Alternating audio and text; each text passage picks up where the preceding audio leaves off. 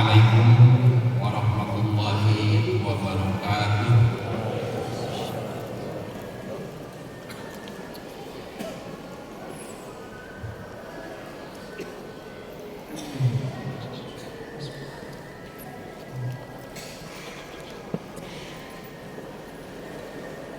Allahu Akbar, Allahu Akbar. Allahu Akbar, Allahu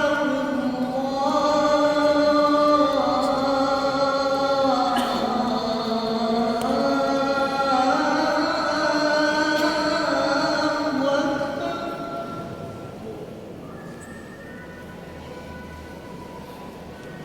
Asyhadu an la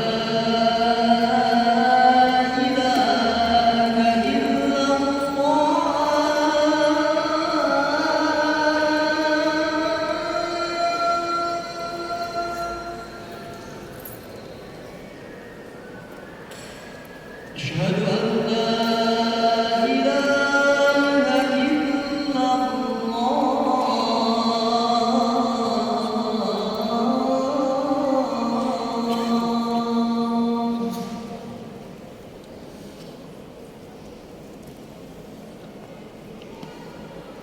أشهد أن محمدا رسول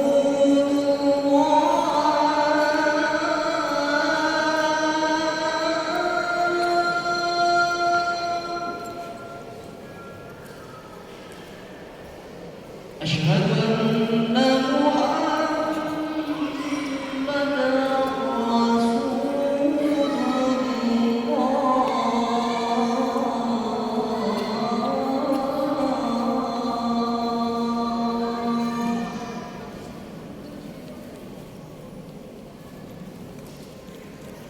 حي على الصلاة.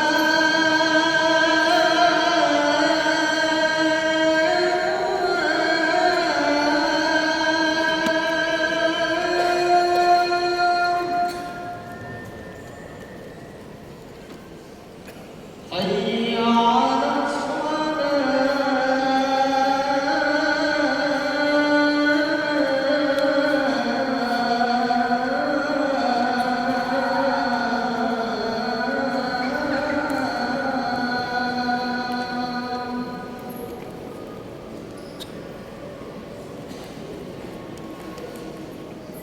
حي على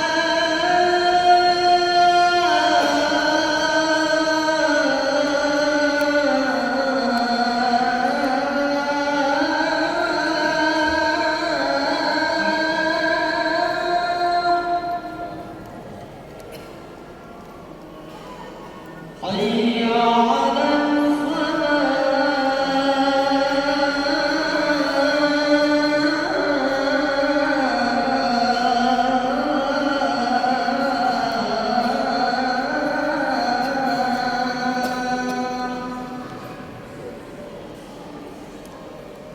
Allahu Akbar, Allahu Akbar.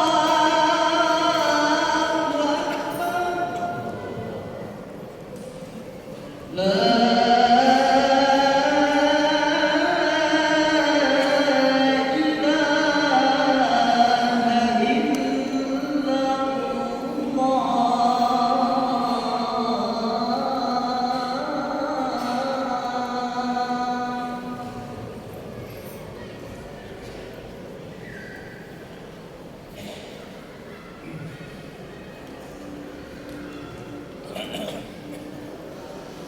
Alhamdulillahilladzi ba'atsa fil ummiyina rasulan minhum yatlu 'alaihim ayatihi wa yuzakkihim wa yu'allimuhumul kitaba wal hikmah wa in kanu min qablu lafi dhalalin mubin. Asyhadu an la ilaha illallah wa asyhadu anna Muhammadan abduhu wa rasuluh. Allahumma shalli ala sayyidina Muhammadin abdika wa nabiyyika wa rasulika nabiyil ummi wa ala alihi wa ashabihi ajma'in. Amma ba'du. Ayuhan nas ittaqullaha haqqa tuqatih wa la tamutunna illa wa antum muslimun. Wa qala Allah ta'ala fi kitabihil karim, a'udzu billahi minasy syaithanir rajim. Bismillahirrahmanirrahim. Wa la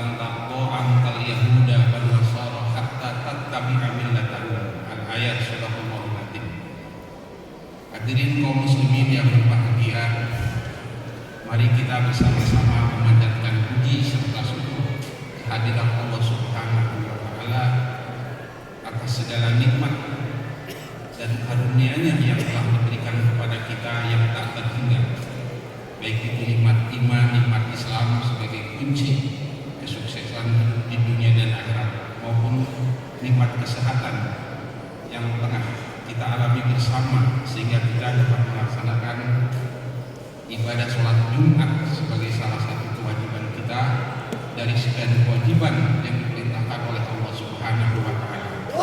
Harapannya mudah-mudahan Jumat kali ini lebih berkualitas dari Jumat-Jumat yang telah kita laksanakan sebelumnya. Sholawat serta salam mari kita sama-sama sampaikan kepada Nabi kita, Nabi akhir zaman, Nabi Muhammad Sallallahu Alaihi Wasallam beserta keluarganya, para pengikutnya sampai akhir zaman, termasuk kita sekalian. Khatib wasiat untuk khatib dan untuk kita semua, ittaqullah. Mari kita bersama-sama melaksanakan seluruh perintah Allah dan meninggalkan segala larangannya. Hadirin kaum muslimin, jamaah Jumat Masjid Al-Furqan yang insya Allah dimuliakan oleh Allah Subhanahu wa Ta'ala. Sampai hari ini kita disuguhkan berita-berita yang sangat mengusik rasa kemanusiaan kita. Kita terenyuh melihat berita-berita di Palestina yang tidak henti-hentinya, sehingga kita iba melihat tayangan-tayangan video atau berita-berita yang ditayangkan terjadinya pertempuran antara dua negara Palestina dengan kaum Yahudi, anak-anak yang kehilangan bapaknya, orang-orang tua atau para perempuan yang tentunya kehilangan segalanya, begitupun para mujahid. Sampai hari ini 80 lebih telah terbunuh di sana, dengan harapan mereka tentunya mengharapkan doa pada kita, harapannya bantuan dari kaum muslimin dimanapun. Kita tahu, kita cari jawaban Al-Quran, mengapa orang Yahudi sedemikian kejinya terhadap kaum muslimin yang ada di Palestina. Mereka menuntut kemerdekaan sebagaimana di dalam Undang-Undang Dasar 45 kita adalah hak segala bangsa, tidak harus lagi ada penjajahan.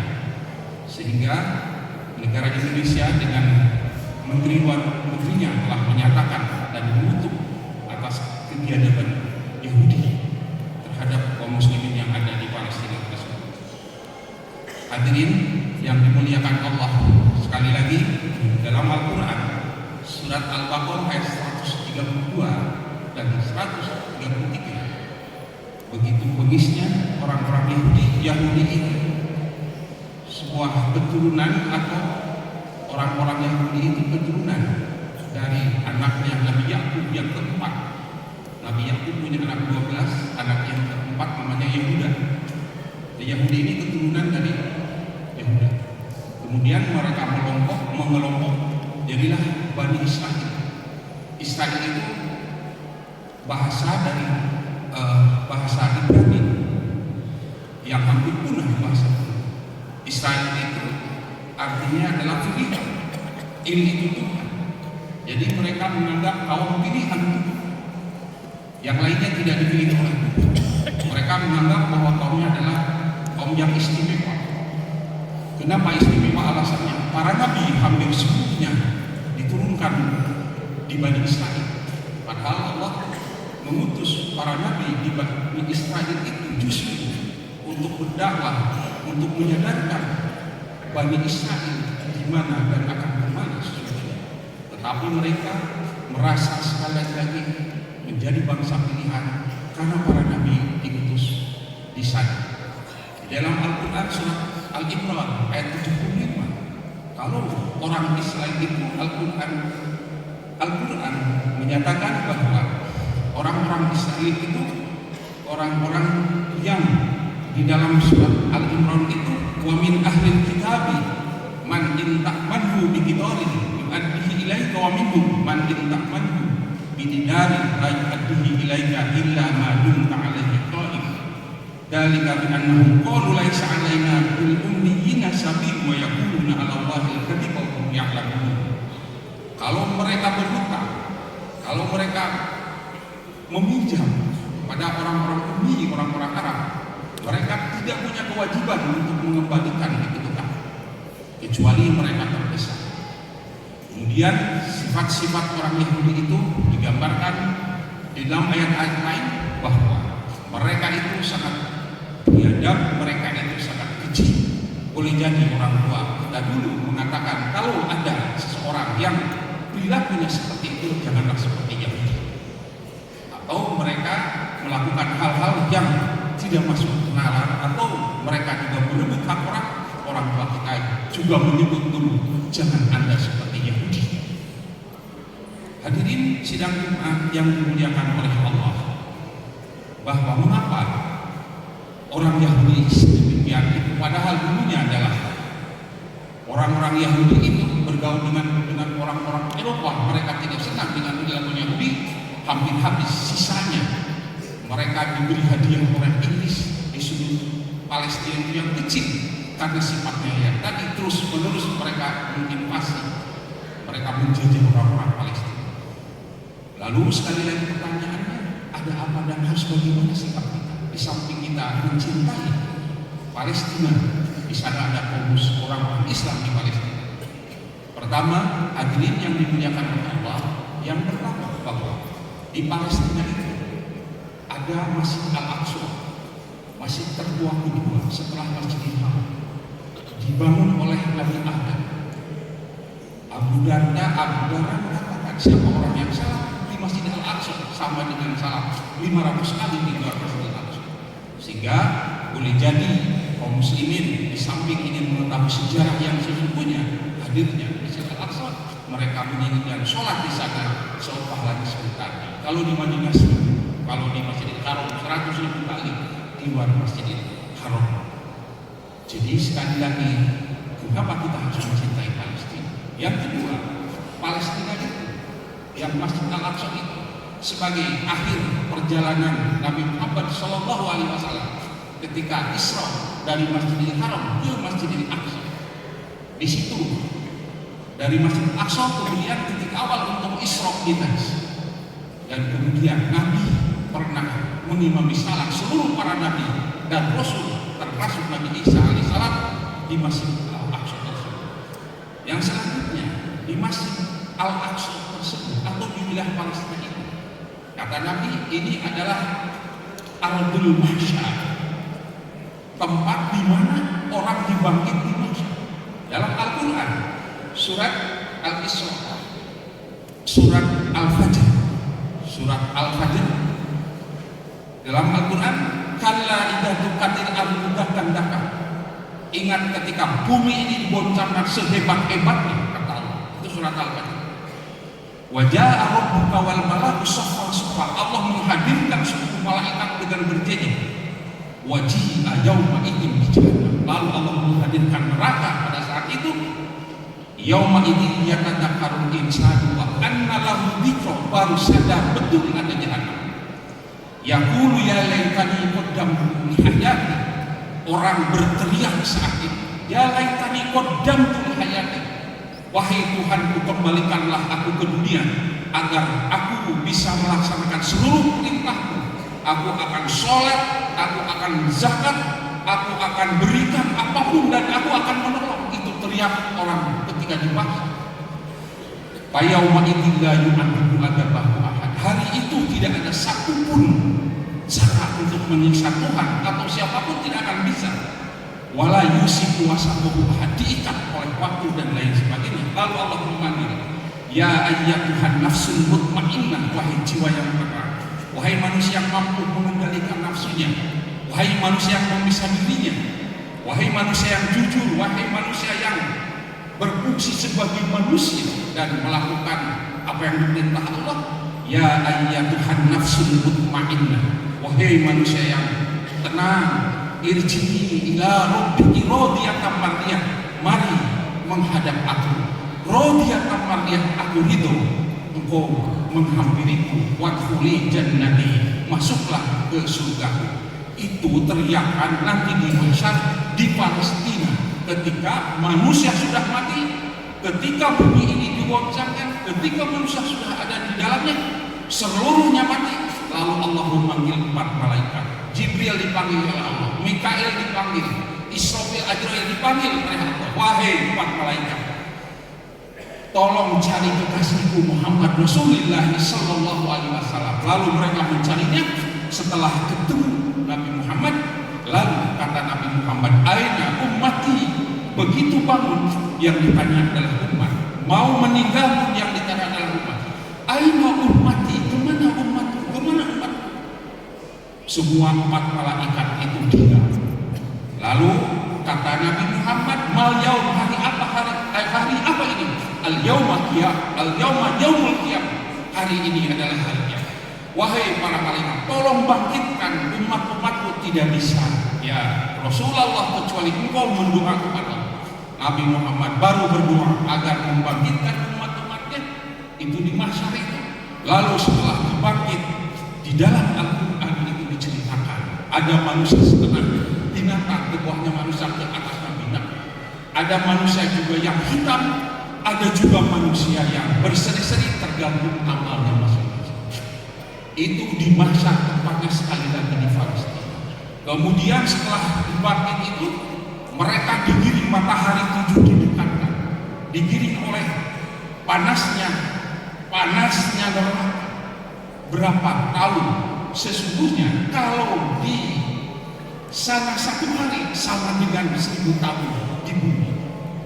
Mereka di mahsyar itu, lalu mereka mencari kemana? Anak tidak tahu bapak tidak tahu istri, masing-masing di situ. Lalu setelah di mahsyar itu digiring akan berbicara. Nah, lalu di situ ada Rasulullah Shallallahu Alaihi Wasallam, sab'atun yudilluhumullah la dilla illa dillah, kecuali yang akan ditolong oleh Allah itu yang pertama al-imam adil, seorang imam yang adil. Imam untuk kita, imam untuk keluarga, imam untuk masyarakat yang adil, baru di situ akan mendapatkan tolong di hari yang ngeri seperti itu. Itu sekali lagi itu di Baitul Maqdis. Baitul Maqdis yang adanya di Palestina, tempat dibangkitnya kita semua manusia yang ada di sini. Dan selanjutnya di Palestina di Baitul Maqdis itu, Bapak dan Ibu sekalian, adalah tempat Baitul Maqdis itu, Masjidil Aqsa ini pernah menjadi kiblat salat Nabi Muhammad dan umatnya 17 bulan. Kemudian Nabi setelah ketika mengimami turun Al-Quran, ayatnya wa min haitsu kharajta fawalli wajhaka syatrul masjidil haram. Jika engkau keluar maka berhadaplah ke Masjidil Haram. Lalu Nabi memindahkan yang pada saat sholat ke Masjidil Aqsa menghadap, baru ke Masjidil Haram. Sampai hari ini ada masjid yang disebut Masjid Qiblat Ain Makkah Al-Mukarramah. Hadirin yang dimuliakan oleh Allah, maka kita sebagai kaum muslimin mencintai Al-Aqsa karena di sana ada masjid yang suci itu yang didirikan oleh. Dan pertanyaan selanjutnya, bagaimana sikap kita terhadap kejadian Zionis Yahudi yang ribuan nyawa, anak-anak, perempuan, dan siapapun tidak pernah dipandang apakah itu lemah atau tidak. Mereka dibunuh, air tidak ada, listrik tidak ada, makanan tidak ada. Mereka teriak, rata-rata di sana mereka tidak takut mati, rata-rata tidak takut mati. Tetapi kemanusiaan telah begitu diperkosa, kemanusiaan dipertontonkan kepada dunia sampai barat bersikap ganda terhadap kejadian. Oleh karenanya, kalau tadi untuk menjawab pertanyaan, bagaimana sikap kita sebagai seorang muslim menyikapi kejadian seperti itu? Minimal yang pertama, kita ikut mendoakan mereka, kita ikut berdoa agar mereka dilindungi Allah, agar keinginan orang-orang Palestina itu segera Allah wujudkan, mereka ingin merdeka seperti kita. Dalam hal masalah doa, siapa yang berdoa, di mana berdoa, kepada siapa berdoa, berdoalah kami akan menjawab, kami akan mengabulkan. Banyak orang yang bertanya, kenapa kami sering berdoa tapi Allah belum memberikan jawaban? Ada syaratnya, kata Imam Al-Ghazali. Allah itu suci sampai ketika dalam surat Al-Baqarah Allah mau membuat manusia, malaikat protes, jangan membuat seperti ini.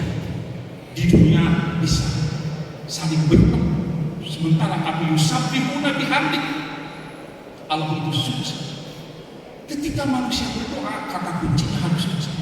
Suci dari apa yang dimakan, suci apa yang dipakai, suci pergaulan. Harus konsisten antara apa yang dibicarakan dengan kenyataan. Kalau sudah suci, kita memohon kepada yang suci, Allah wajib mengabulkan. Jadi boleh jadi ketika kita berdoa,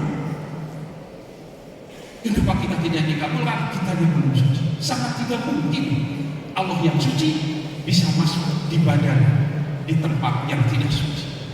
Oleh karena itu sekali lagi, ajaran berdoa kita harus suci. Harus di tempat yang suci, harus pakaian suci, dimakan suci sekali lagi. Dan kemudian tentu ada waktu-waktunya berdoa dan selanjutnya. Yang ketiga, sikap kita yang harus kita lakukan ketika orang-orang Islam di Palestina diperlakukan seperti ini di Indonesia atau yang disebut genosida, itu PBB sudah menyatakan itu. Bagaimana kita sekarang ini bisa makan, tidur nyenyak di tempat yang damai?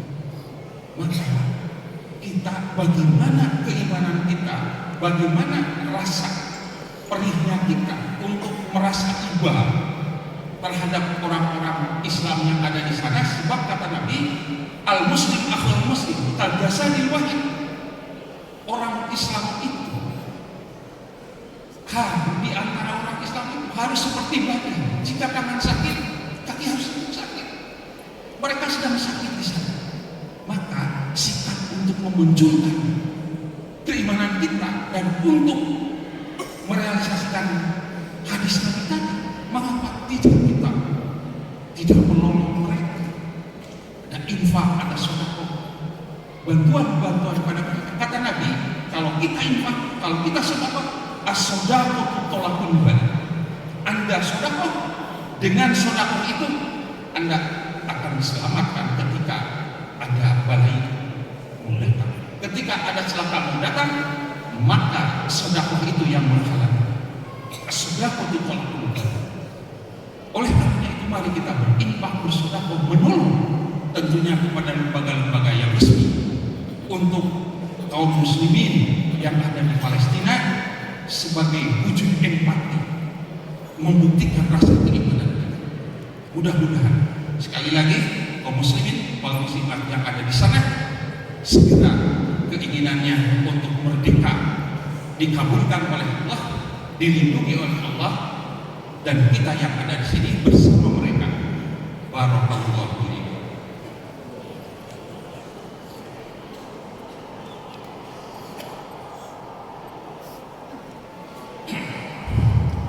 Alhamdulillahilladzi khalaqal mauta wal hayata liyabluwakum ayyukum ahsanu amala. Asyhadu an la ilaha illallah wa asyhadu anna Muhammadan abduhu wa rasuluh. Allahumma shalli ala sayyidina Muhammadin wa ala alihi wa sahbihi ajmain. Ayyuhan nas, usikum wa nafsi bittaqwallah faqad fazal muttaqun. Wa qala ta'ala fi kitabihil karim, a'udzu billahi minasyaitonir rajim. Bismillahirrahmanirrahim. Ya ayyuhalladzina amanu qu anfusakum wa ahlikum nar. Khutbah yang kedua ini pesannya, wasiatnya, qu anfusakum, jaga diri, wa ahlikum, dan anak istri dan keluarga. Nah, yang menyebabkan masuk neraka, banyak yang menyebabkan masuk neraka. Di antaranya lemah iman, maka perkuatlah iman. Lemah ilmu, maka carilah ilmu. Lemah amal, lemah kita untuk beramal. Padahal kata Anas bin Malik, wahai manusia, 5 kubur yang akan kita masuki pada satu saat memanggil kita. Kata kubur, wahai manusia, ana baitul turab, kami ini dibuat dari tanah. Kata kubur itu teriak, maka bawalah oleh kalian al-firas, bawalah oleh kalian tempat tidur yang bagus. mahwa al-amal soleh. Tempat tidur yang bagus itu amal soleh. Apa amal soleh itu? Di antaranya, mari kita empati terhadap warga Palestina yang ada di sana. Mari kita beri uluran berapapun, insya Allah itu untuk kita. Insya Allah itu menjaga kita. Oleh karena itu, mari kita bersama-sama berdoa kepada Allah. Mudah-mudahan Allah bukan pintu langit, la yaruddul qada illa doa. Tidak ada yang bisa merubah ketentuan Allah kecuali doa. Doa kita di masjid ini, mari kita sama-sama untuk menembus alas. Mudah-mudahan Allah mengabulkan doa. Yang pertama doanya, ya Allah, mudah-mudahan bangsa Palestina, kaum muslimin, kaum muslimat yang di sana segera diberikan kemerdekaan. Amin. Ya Allah, lindungilah orang-orang Palestina. Wal hidom. Ya Allah, ya Rahman, ya Rahim, irhamhum, rahmat mereka. Ya Allah, mereka yang meninggalnya syahid. Ya Allah, banyak anak yatim karena bapaknya bertemu, banyak istri-istri yang menjadi janda, mereka kehilangan segala-galanya. Lindungi ya Allah. Allahumma inna nas'aluka ridhaka wal jannah. Allahumma ighfir lana ya ghafur warhamna ya rahim. Warhamna ya rahim, warhamna ya rahim. Allahumma la tada' lana dhanban illa ghafartah, wala hamman illa farajtah, wala maridan illa syafaitah, wala dainan illa qadaitah, wala hajatan min hawaiji dunya wal akhirati illa qadaitaha wala aduwan aw hasidan illa khatartah wala sadiqan aw muhibban lil khair aw sa'in lahu illa nasartahu wa a'antah. Allahumma ansur man nasara ladina Muhammadin wakhdul man khada ladina Muhammadin. Wa sallallahu ala sayyidina Muhammadin wa ala alihi wa ashabihi ajma'in walhamdulillahi rabbil alamin.